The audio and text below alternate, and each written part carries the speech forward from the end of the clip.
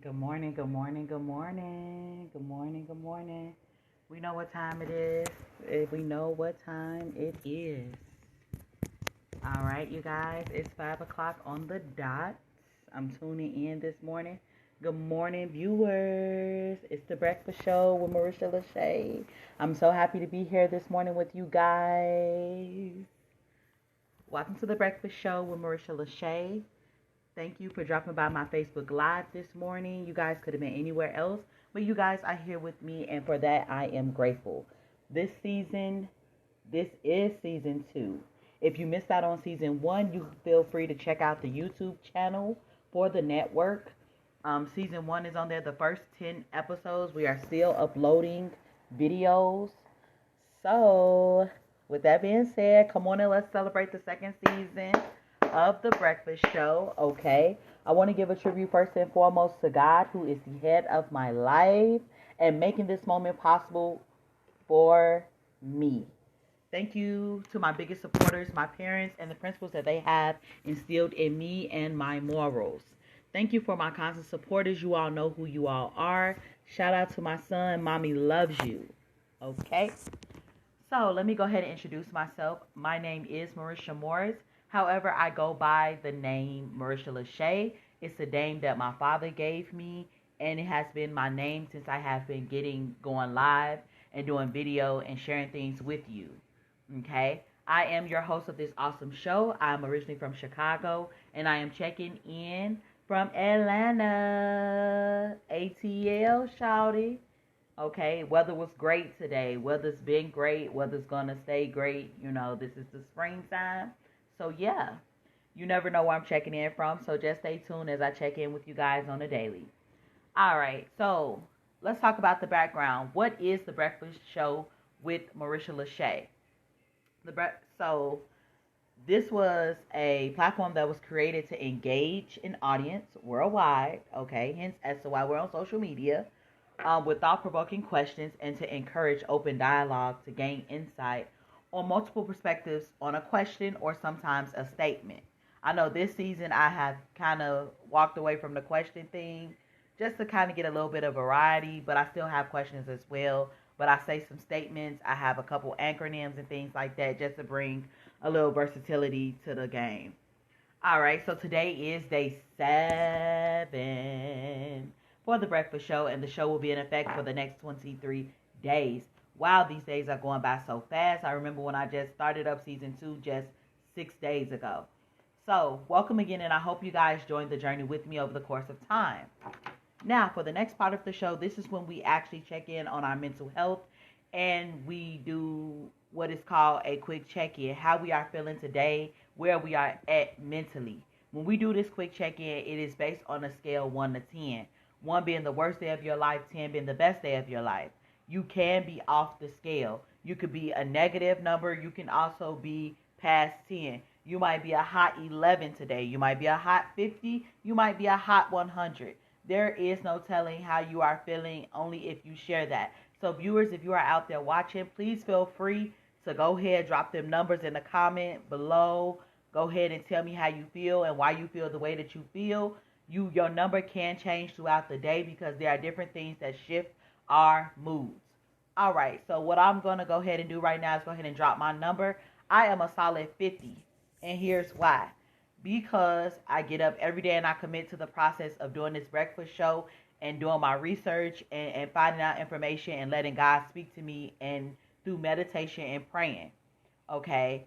I'm definitely a 50 today. So please drop your numbers. Let me know how you feeling.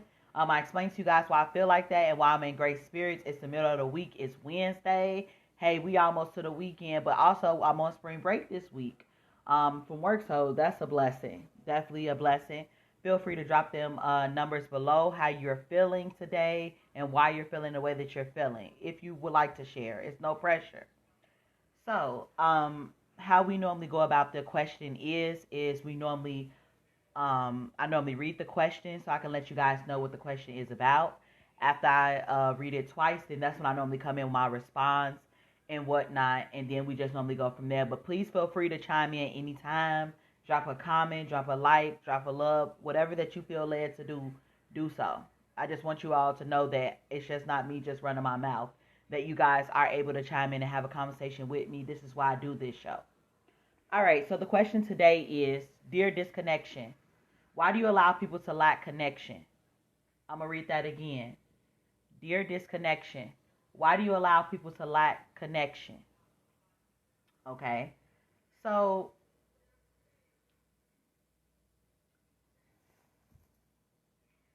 according to Webster, the word disconnection is defined in multiple ways. It's the state of being isolated or detached. Okay, that's the first definition. All right, and here's an example. I felt a sense of disconnection from the city environment. Okay, definition number 2, the act of detaching from one thing from another. Disconnection from the internet. Okay, third definition is the termination of the connection of a household to water, electricity, gas, or phone. So here's the example that I have for that. Protests over the disconnection of the water supply. Okay, what do all three of these examples that I have shared with you have in common? In the following examples, you have identified that a disconnection occurs in a person from the environment, people, and responsibilities. Let's address the first example and speak on the environment we are around. What is it like? Is it peaceful and you feel joyful and grateful daily? Or is it dysfunctional? So this can lead to the feeling of disconnection and not wanting to connect with anyone because you find yourself confused and low down emotionally. You're at a low point. You're down emotionally. You take a step back. And then you begin to question, or the question comes, how do you cope with disconnecting with your environment? Step number 1, let's identify why the disconnection occurs and the problem. Okay? Step number 2, let's create solutions and plans to address the stated issues above. Okay? Step number 3, some solutions may include change of the routine within the environment, taking the opportunity to get away and escaping mentally and gathering your emotions. Okay, so I'm just going to go back and recap that. With our first example, we asked ourselves the question, how do we cope with disconnecting with our environment when disconnection occurs within our environment? Step number 1, we have to identify why the disconnection is occurring and what the problem is. Second thing, we create solutions and plans to address the stated issues that we mentioned above. Third is some solutions may include change of routine within the environment, taking the opportunity to get away and escaping mentally and gathering your emotions. Okay? That's the recap on that. I'll go ahead and recap at the end and wrap it up. Moving on. Second definition is talking about disconnecting from the internet. What do we need to disconnect from? Is it drinking? Is it smoking? Is it eating? Is it bad health choices and letting your health fail? Is it bad choice in partners, dating, jumping from woman to woman, man to man? Is it accountability? Is it responsibility? Is it our children? Okay? The answer, depending on what you are disconnecting from, you need to be able to reset. You need to be 100 with yourself. There is a problem.